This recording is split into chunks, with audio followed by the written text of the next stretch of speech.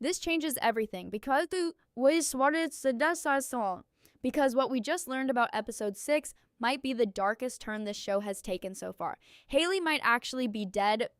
43 girls are missing, and the people behind it are way more dangerous than anyone expected. And if you thought episode 5 was intense, you have no idea what's coming next. After that insane episode, I went through every detail of the promo and the synopsis, and trust me, things are about to get out of control.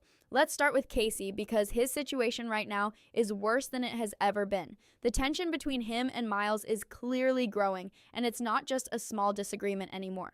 Miles truly believes Casey made the wrong call by not bringing Haley back when he had the chance, but the truth is Casey didn't just leave her behind for no reason. He made a choice that most people wouldn't understand in that moment. It wasn't just about Haley anymore, it was about all the other girls who were trapped there, and that's where this whole story becomes much bigger than we first thought, because now we know there are exactly 43 girls missing, not one, not a few, 43.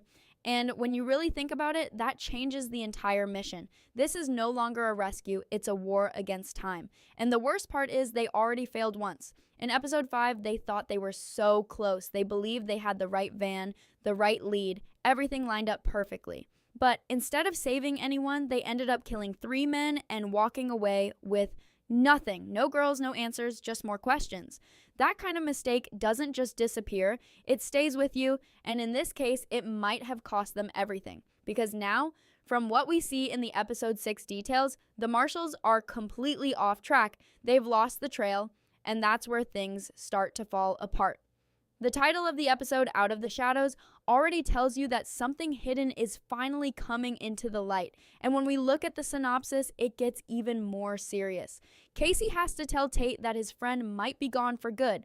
Just think about that for a second. Tate trusted his father to bring Haley back, and now Casey has to face him and say that she might be dead. That moment alone could be one of the most emotional scenes in the entire series, because it's not just about losing someone, it's about losing hope. But that's not even the biggest problem. The real danger begins when they find out who is actually behind all of this. A violent motorcycle gang, and this changes everything. These are not random criminals or small-time traffickers. These are people who live by violence, who don't hesitate, and who clearly have no fear. Kidnapping 43 girls already tells you how powerful and organized they are. And if they feel threatened, they won't think twice before making an example out of someone. Which brings us back to Haley. If she tried to resist, if she tried to get help, or if the gang suspects anything, there's a real chance they could have killed her just to send a message to the others, and that's what makes this so terrifying. Haley's story might not end with a rescue. It might end as a warning, a way to control the other girls to make sure no one dares to speak or escape. And if that's true, then Casey is not just dealing with guilt anymore. He's dealing with the possibility that his decision indirectly led to her death. That kind of weight can break a person. And going into a dangerous operation with that mindset is the worst possible situation. Because yes, they are planning to go in. The Marshals are not backing down even after everything that went wrong. But this time, it's not going to be a simple operation. They are going straight into the territory of a violent gang. That means guns, traps, and people who are ready to kill. And I'm just saying, there is a very real chance that not everyone makes it out safely. Someone could get shot, someone could get left behind, or even worse, they could fail again. At the same time, we also see another emotional storyline developing with Cal and his daughter, Maddie. And this part hits in a completely different way.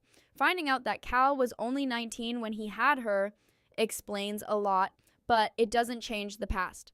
He wasn't there when she needed him, and now that he's trying to fix things, it's not that simple.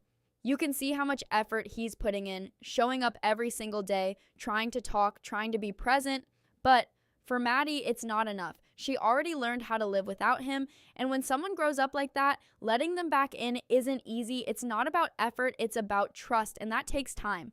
Maybe a lot of it. That's why Belle's role becomes so important here. She's the only one guiding Cal, helping him understand what he needs to do. And honestly, without her, it feels like he would be completely lost. But even with help, there's no guarantee this will work. Some things can't be fixed overnight.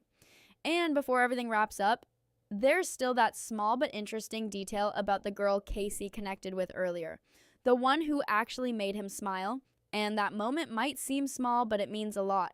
Because in a show this dark, a single smile stands out. It shows that Casey still has something human left in him, something that hasn't been broken yet, and maybe, just maybe, that connection could play a role in what's coming next. But right now, everything points to one thing. Episode 6 is not going to be calm, it's not going to be easy, and it's definitely not going to have a simple ending with 43 lives on the line, a deadly gang in control, and Haley's fate hanging in the balance. This could be the episode where everything changes, for better or for worse.